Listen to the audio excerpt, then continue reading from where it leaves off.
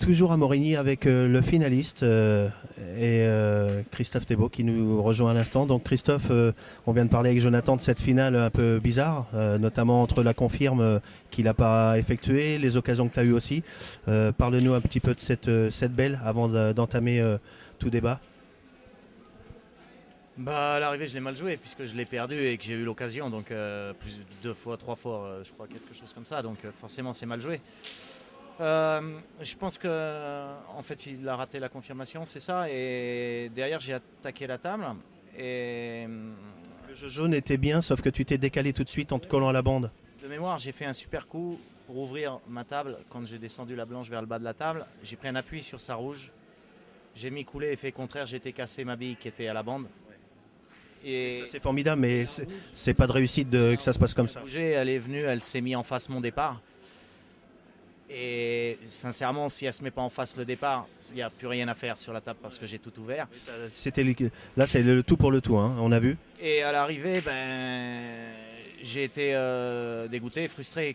C'était bleu sur 2 coups, hein, les 2 derniers, c'est vrai. C'est comme ça. Et au lieu de me dire, c'est pas grave, tu vas peut-être rejouer, et j'ai rejoué, je suis un peu resté dans cette frustration que j'aurais jamais dû faire. J'aurais dû l'oublier tout de suite et finir la table quand il m'a redonné la main, puisqu'il m'a redonné la main. Oui, surtout qu'il n'était pas serein. Bon, c'est quand même la belle, c'est important. Vous aviez fait une finale exemplaire, autant dans les rebondissements que dans les gestes. On connaît votre technique, on connaît votre expérience. Et surtout, moi, je voulais te demander le choix de revenir en rétro droit. Tu voulais pas tricher un peu dans la poche et faire bande et revenir au risque de te snooker? Je n'avais pas toute la poche parce qu'il y avait une rouge dans le coin. C'était chaud quand même. En fait, j'ai voulu assurer la bille pour surtout la mettre. Mais après, là où je fais une erreur, et il y a un petit manque de lucidité fin de week-end, c'est que j'ai pas le droit d'être court. Il fallait l'envoyer un petit peu plus. Si je suis beaucoup trop long, je joue sur un peu de billes, donc c'est complètement jouable. Et là, Il n'y a pas de bande à faire, il n'y a rien, c'est horrible. Oui. je me suis mis au seul endroit où elle passe nulle part. Donc dans le désespoir, j'ai tenté une bande avant dans le fond. Qui a failli remarcher. Bon, voilà, mais elle aurait marché, ça aurait été génial pour moi. Mais bon, quand tu rates comme ça, après, enfin moi, c'est ma manière de penser vis-à-vis du billard. C'est normal qu'elle tombe pas à la bande avant. J'ai raté, je mérite pas. Tout ça. C'est bien ta façon de penser, Christophe. J'ai dégagé les billes et que la rouge est venue devant, mais après. Erreur, tu mérites pas de gagner. Alors bizarrement, c'est encore quelqu'un du Nord qui est non permanent, qui te bat à la belle avec des coups un peu particuliers à la belle. C'est toujours tendu, une belle. Hein. On arrive à 6-6, on sait très bien que tout peut se passer, notamment à la casse. Tu as eu une bonne casse encore aujourd'hui? Sur la finale, non, je trouve. Non, mais tu as une bonne casse, disons, sécurisante. Pas une casse explosive. J'ai eu une bonne casse hier toute la journée au Grand Prix, mais là sur la finale je pense pas parce que je pense qu'il a beaucoup plus de possibilités que moi, il a beaucoup plus de mains que moi, donc c'est que j'ai pas si bien cassé que ça. Oui, mais par contre c'est plus sécurisant et lui il a mis la blanche au moment où il fallait pas par contre. Ouais, mais moi aussi je l'ai mis la blanche, j'ai mis dans la finale une fois, donc ça revient au même. Après, je me suis retrouvé détaché au score. J'ai le mérite d'être revenu. Malheureusement, cette fois-ci, c'est pas passé, mais c'est normal.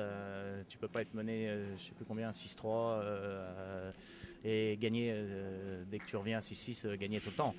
Surtout que moralement, ce week-end, c'était un peu long et pénible. Hein. Là, c'est la fin, on sent. C'est super fatigant. On a gagné la Coupe de France avec les Scorpions. On a dormi 3 heures la première nuit, tout le Grand Prix hier. Hier, dormi 5-6 heures. Donc c'est très fatigant. Maintenant, c'est pas une excuse. Jonathan aussi, il a joué la Coupe de France. Après, Jonathan, ça reste Jonathan. C'est un joueur incisif et dangereux aussi. Hein. Dangereux, qui joue très bien. Et puis qui a, je sais pas quel âge il a. Enfin, il n'est pas si jeune que ça, mais il a une certaine expérience de ce genre de match. C'est pas la première année. Là, il est accédant, mais à l'époque où il y avait le Grand Prix, il y a quelques années en arrière, il était au Grand Prix à Fébas.